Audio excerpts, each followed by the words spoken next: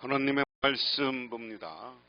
하나님의 말씀은 에베소서 4장 25절에서 32절까지 신약성경 314쪽입니다.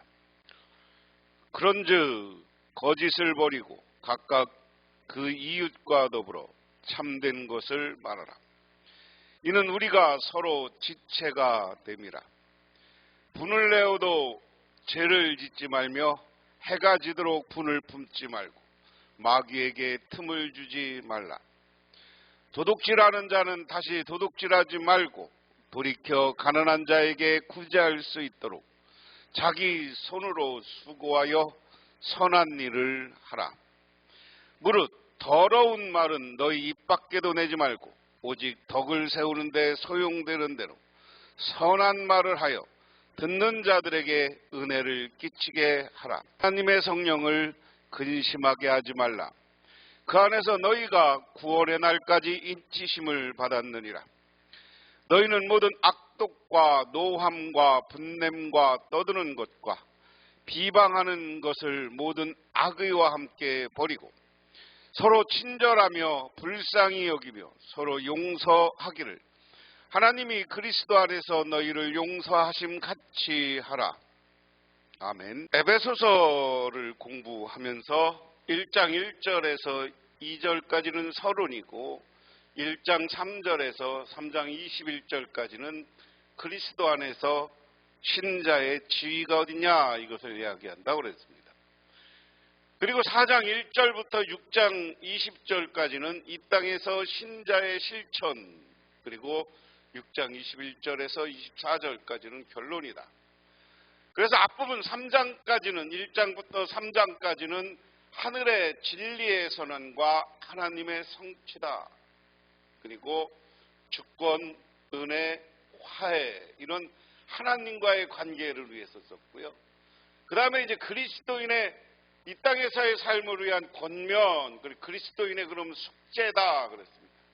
새로운 연합, 새로운 행합, 새로운 것, 그리고 실천적, 수평적 관계다. 그래서 오늘 계속 4장에서 교회가 하나가 되려면 교인들이 어떤 실천을 해야 되느냐 하는 것에 대한 이야기다 하는 겁니다.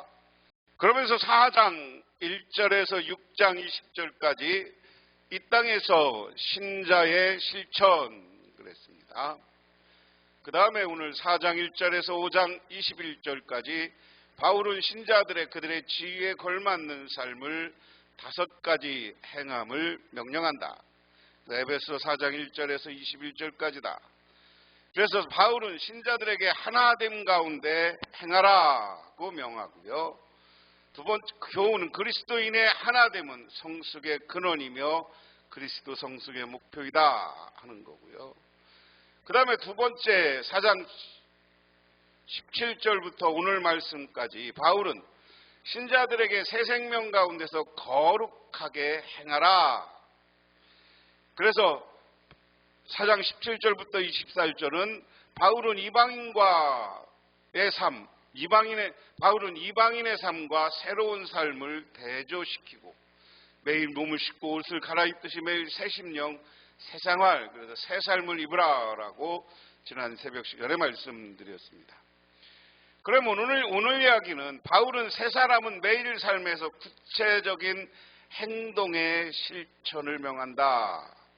신자는 단지 옛사람의 모습을 끊는 것이 아니라 새 사람의 모습으로 삶의 모든 영역에서 실천해야 된다. 오늘 주제예요. 우리는 이제 과거에는 옛사람을 입었어요. 유대인의 모습, 유대인의 율례, 율대 규칙대로 살았고 이방인들은 이방인들의 삶의 방법대로 살았다. 그런데 이제는 구체적으로 새 사람 그리스도인답게 살아야 된다. 새 사람의 모습이 있어야 된다 하는 겁니다. 그 부분을 오늘 한 절 보면서 살펴봅니다.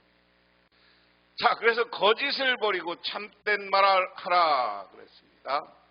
그런즉 거짓을 버리고 각각 그 이웃과 더불어 참된 것을 말하라. 이는 우리가 서로 지체가 됨이라. 제가 계속 이어서 하나됨, 교회가 오늘 사도 바울이 이 편지를 쓴 이야기, 교인들의 관계 속에서 하나됨을 위한 것이다. 교회가 하나 되어야 된다. 그런데 그 하나 되기 위해서는 오늘 새 사람다운, 우리는 그리스도인으로서 그리스도를 믿고 새 사람이 됐다. 그래서 우리가 교회를 다루는 이유는 그리스도인으로서 새 사람이에요. 그러면 우리가 새 사람답게 이제 실천, 말로 행동이 있어야 됩니다. 그럼 어떤 행동을 해야 되느냐? 오늘 이야기입니다. 새 사람으로서 이제 그리스도인으로서 새 사람이 됐는데, 이제 새 사람이면 새 사람답게 실천을 해야 돼. 그 첫 번째가 말을 바꿔야 된다.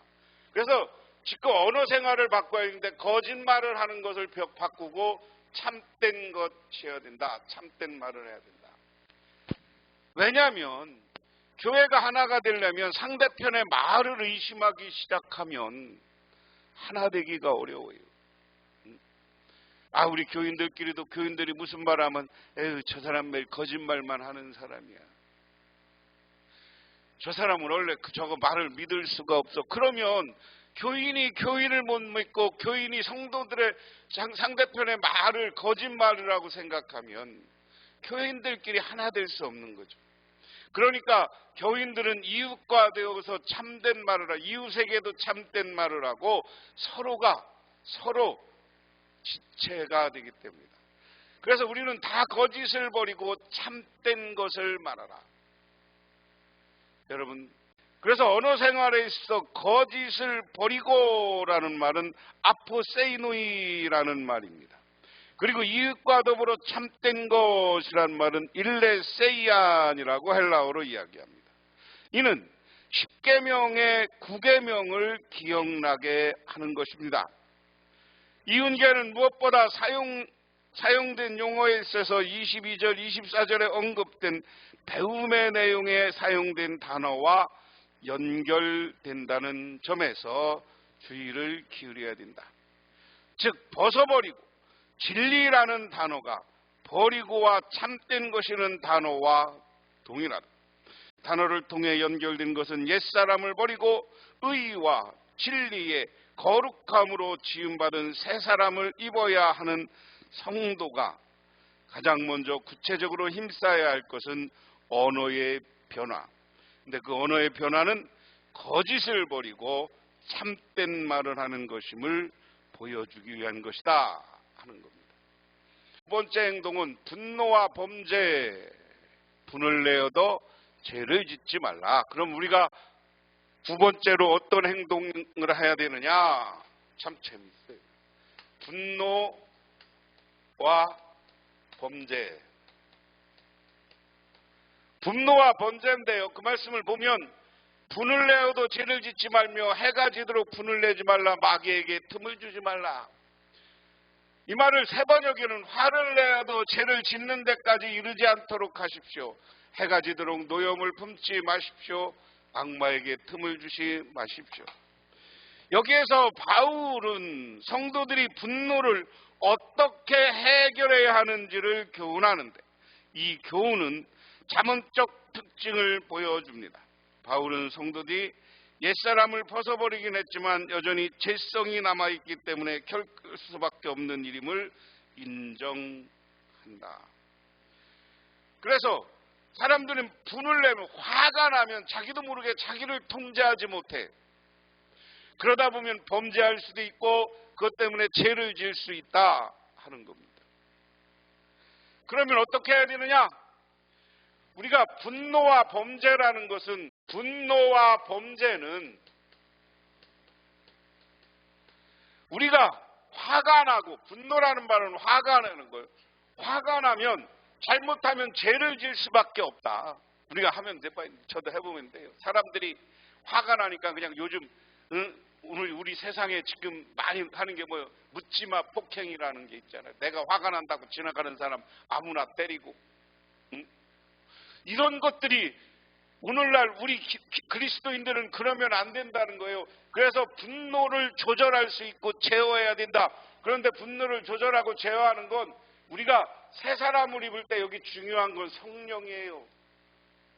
우리가 성령의 사람, 성령이 기뻐하는 사람이 하면 성령의 힘으로, 기도의 힘으로 분노를 절제할 수 있어야 되는 거예요. 절제. 응? 그래서 분노를 절제하는데 어떻게 해야 되느냐? 응? 해가 지도록 노여움을 품지 말라. 이게 화가 나면 어떻게 어떤 놈이 두고 보자. 누가 나한테 이래? 나한테 이래. 그래갖고 막 이게 쌓이고 상상이 쌓이면 더 큰 죄를 질 수 있고 보복할 수 있고 그래요. 그러니까 해가 지기 전에 다 노여움을 필고 긍정적인 마음을 말아. 그러면서 악마에게 틈을 주지 말라는 것은 뭡니까? 우리가 분노했을 때 사탄은 우리를 와서 유혹하는 거예요. 화나지. 더 화나게, 더 열받게, 더 원수 갚는다고 하고 보복하려는 마음을 줘. 이런 것 내가 화를 풀어버리면 아무 소용없어요.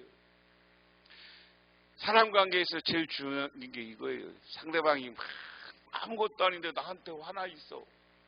근데 내가 싱글싱글 웃으면 얼마나 기분이 나쁠까. 그런 거예요. 그러면 나는 아무리 상대방이 나에게 협박하고 위협을 했어도 그냥 웃고 넘길 수 있는 우리 신앙인들이 되시기를 바랍니다. 그것은 우리가 성령 충만함으로 가능하다. 세 번째, 도둑질하지 말라. 28절 보면 도둑질하는 자는 다시 도둑질하지 말고 돌이켜 가난한 자에게 구제할수록 자기 손으로 수고하여 선한 일을 하라. 도둑질하는 사람은 다시 도둑질하지 마십시오. 수고하여 제 손으로 떳떳이 벌이를 하십시오. 그리하여 오히려 궁핍한 사람들에게 나누어 줄 것이 있게 하십시오. 자, 오늘 뭐냐? 지금까지 도둑질해서 먹고 살았으면 이제 하지 마. 그리고 마음을 돌이켜라. 이제 도둑에 대해서 끊어라. 라면 쉽게 말하면 오늘 이야기하면 공짜 의식을 바꾸면 도둑질 안 할 수 있어요. 이제 내가 남의 공짜로 얻어먹으려고 했으면 공짜로 먹으려고 하지 말고 열심히 자기가 맡아진 일을 하라. 도둑질하려는 그 기술 갖고 긍정적인 일에 담당하라는 거예요. 그리고 자기 손으로 소구하여 선한 일을 하라. 도둑질하지 말고 자기가 일을 해서 세번역으로 보면 오히려 열심히 일해서 많은 소득을 얻고 수익을 얻어서 오히려 궁핍한 자를 나누어 줄 수 있는 사람이 되십시오. 오늘 여기에서 도둑질하지 말고 도둑질 다음에는 도둑질하지 말고 수고를 통해서 나눔의 삶을 살아라 하는 겁니다. 수고와 나눔의 삶을 살아라. 참 멋있어, 우리 성경 말씀. 그 다음에 보면 세 번째, 더러운 말과 선한 말. 무릇 더러운 말은 입 밖에도 내지 말고 오직 덕을 세우는 데 소용되는 대로 선한 말을 하여 듣는 자들에게 은혜를 끼치게 하라. 나쁜 말을 입 밖에 내지 말고 덕을 세우는 데 필요한 말이 있으면 적절한 때에서 듣는 사람에게 은혜가 되게 하라. 이게 대인관계에서 중요한 거예요. 더러운 말과 선한 말. 쉽게 말하면 선한 말을 하라는 거예요. 더러운 말은 뺏겨야 돼요. 선한 말. 선한 말은 뭐냐? 내가 더러운 것을 입 밖에 내지 말고 기회를 잘 봐서 덕스러운 말을 하라. 덕을 끼치는 말을 하라. 그래서 이것이 듣는 사람들에게 은혜가 되는 말을 하라. 우리 교회에서요, 제가 여러분, 우리 교회는 아닙니다만은 여러분 여러 가지 교인들을 경험하면서 교회에서 왜 이렇게 자꾸만 남을 헐뜯어? 이게 더러운 말이야. 남을 비방하는 말, 남을 헐뜯는 말, 그런 말을 하지 말라는 거예요. 그리고 교인들에게 되도록이면 때를 잘 봐서 필요한 때에 권면을 해. 좋은 권면을 해도 그 사람이 잘못된 길을 가고 있으면 뒤에서 비방하는 것이 아니라 때를 잘 봐서 권면해. 그래서 그 사람이 듣고 그 말 때문에 은혜가 뵙고 회개하고 돌아오게 하는 것, 그게 선한 말이다 하는 겁니다. 그래서 이게 선한 말이라는 것은 에이티스 아가소스라는 겁니다. 문자적 의미는 선한 말이라면 어떤 것이든 덕을 세우는데 유익을 가져온다는 점에서 성도들이 갖춰야 될 필수 자질입니다. 덕을 세우고로 번역된 전치사구 프로오미코메는 개인의 덕을 함양한다는 의미보다는 건축과 관련된 그림 언어로 세움을 위하여라고 번역하는 것이 더 적절하다. 이는 성도들의 공동체를 세우는 것과 관련된 권면이기 때문이다. 다시 말해 덕을 세운다는 것은 우리가 교회에서 서로 은혜를 끼치고 덕을 세우면 교회를 잘 세우는 거예요. 교회는 건물이 아니라 공동체 사람이라고 그랬어요. 그러면 교회가 잘 세워진다. 그래서 은혜를 끼치게 된다. 마지막으로 성령이 기뻐하시는 일, 이것을 다시 요약합니다. 자, 성령이 기뻐하시는 하나님의 성령을 근심하게 하지 말라. 그 안에서 너희가 구원날까지 인치심을 받았네. 너희는 모든 악독과 노함과 분냉과 떠드는 것과 비방하는 것 모든 것을 악의와 함께 버리고 서로 친절하게 하며 불쌍히 여기며 서로 용서하기를 하나님이 그리스도 안에서 서로 용서한 같이 하라. 할렐루야. 자, 우리가 성령이 기뻐하는 일을 반대로 얘기하면 성령이 뭐예요? 성령을 근심하게 하지 말라. 성령이 기뻐하는 건 성령이 근심하니까 성령이 기뻐. 그러니까 여기 첫 번째 성령이 근심하는 사건은 뭐예요? 성령을 근심하게 하는 것. 악독과 노함과 분냄과 떠드는 것과 비방과, 그래서 이 악독, 이게 무슨 뭐냐? 다 뭐냐?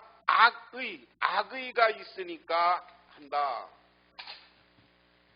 이것을 세 번역으로 보면 모든 악독과 격정과 분노와 소란과 욕설은 모든 악의와 함께 내버리십시오. 악독한 건 뭐예요? 난 다른 사람들을 독하게 구는 거예요. 아유, 막 그래서 저 사람 상종하지 말고. 격정은 여기 보면 아까 뭐라고 했어요? 노함, 막 쉽게 노해. 나도 이런 스타일이라 좀 버리려고 노력하는데요. 소란, 괜히 어디 가서 시끄럽게 떠들고 막 교회에서 남을 비방하고, 여기 보면 분내고 비방하고 떠들고 다른 사람에게 욕설하고, 이렇게 살면 이런 모습 때문에 성령이 근심해. 하지만 성령이 기뻐하시는 일은 뭐냐? 친절하게 하며. 성령이 성령에게 기쁨을 주는 것은 뭐냐? 친절, 불쌍하게 여기며, 상대방을 불쌍히 여겨, 용서.